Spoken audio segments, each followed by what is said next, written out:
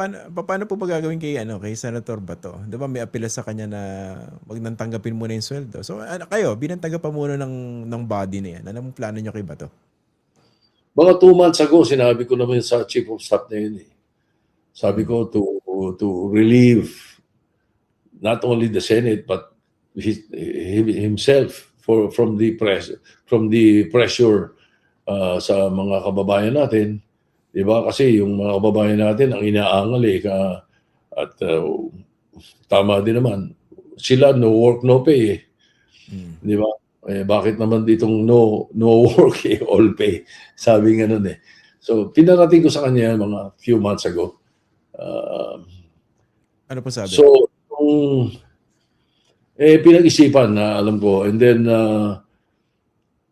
ito, nung pinag-usapan din namin ni Senator Robin ito, sinabi namin sa kanya, kasi yung Committee on Ethics, may nag-file. May nag-file ng ethics complaint kay Senator De La Rosa. At iti-take up ng committee yan.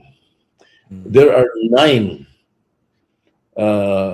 ethics complaints against 9 senators. So itong Committee on Ethics headed by Senator JB will be very busy in the next hearing. Kasi yung isang hearing nila muna, tinake up yung rules. Tapos yung sumunod na hearing, binigyan ng kopya yung mga members ng complaints. So itong susunod na hearing nila to, tatalakayin nila to. Meron sila mga dapat i-dismiss na at meron ng mga pwedeng desisyon na. Kasama doon yung isang complaint kay Senator De La Rosa. Yung siyempre, siguro naman automatic na i-dismiss namin yung complaint kay Senator JB. Kasi ang ethics complaint kay Senator JB, bakit hindi tumatawag ng hearing? Oo nga pala, naalala ko na. Tumawag na nga. Okay, pwede na. Hindi, i-dismiss na namin yun. Hindi ba?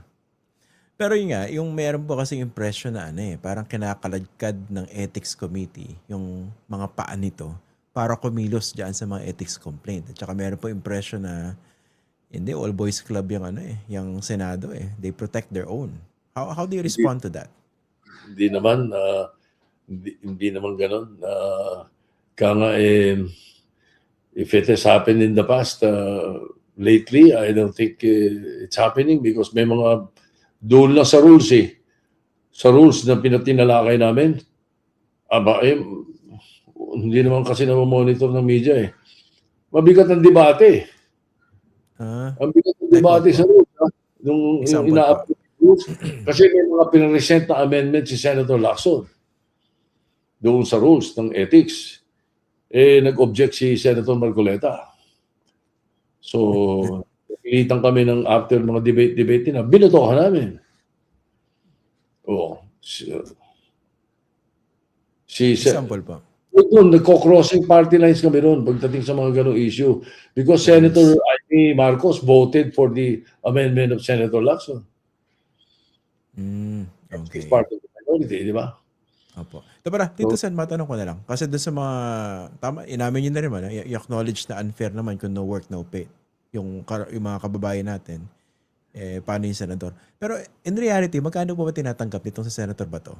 Yung ballpark figure. Ang salary grade namin, salary grade 31 approximately mga 300,000 a month. Ano na yan? Malinis na po yan. Bawas na yung tax doon.